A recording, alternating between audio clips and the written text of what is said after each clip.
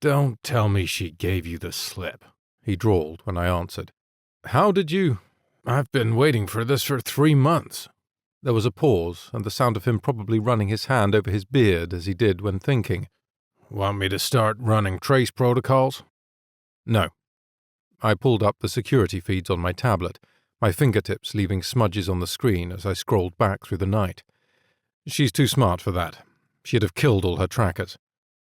I stopped when I spotted her leaving the flat shortly after 0300 hours, a silent shadow moving through the space. She never looked back as she ghosted through the front door. My chest constricted. The warning signs I'd been oblivious to blazed as brightly as neon. Her retreating into silence these past weeks, the way she'd pull back from conversations mid-sentence, the countless times she'd press her forehead against the windows, focusing on the horizon. Now, I guessed she'd been memorizing her escape route. You still there? Reaper's voice cut through my downward spiral.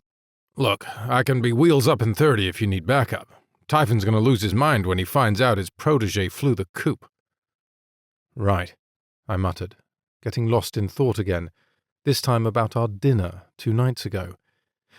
Kima had sat at the counter while I cooked, her laughter bouncing off the marble surfaces as she mocked my insistence on perfectly uniform vegetable cuts. I'd caught a shadow lurking behind her smile, an undertow of something dark I'd chosen to ignore. Instead, I'd let myself get lost in how her fingers curved around the stem of her wine glass, and the way the kitchen's warm light painted copper streaks through her dark hair. You're worse than Typhon sometimes, she'd teased, snatching a carrot cube from my cutting board.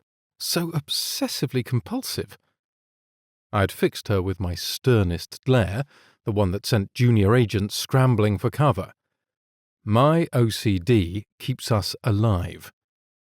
And isolated, she'd whispered, her mask cracking for a brief moment before she plastered on another disingenuous smile.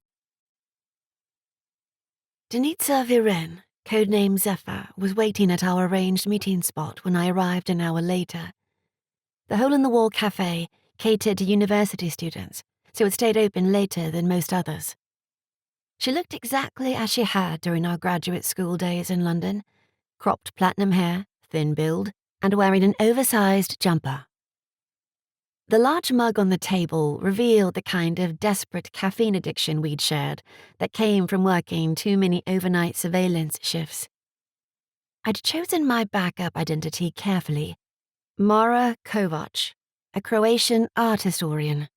The papers were flawless, crafted during those long nights in Typhon's flat when I'd told Hornet I was working on victim counseling reports. Each time he'd brought me tea, lingering in the doorway with concern shadowing his expression, guilt twisted deeper in my chest. But I couldn't risk him discovering what I was planning, not when I knew he'd try to stop me, driven by his unwavering sense of duty to Typhon. You're insane, Zephyr said by way of greeting, sliding a paper cup of Turkish coffee across the table. When you contacted me about Jekyll, I thought perhaps you'd gone over the edge. I wrapped my cold fingers around the cup, breathing in the rich aroma. You know I'm right about him. She leaned forward, voice dropping. I know you're grieving. I have proof. I pulled out my phone, showing her the surveillance photos I'd gathered over the past 3 months.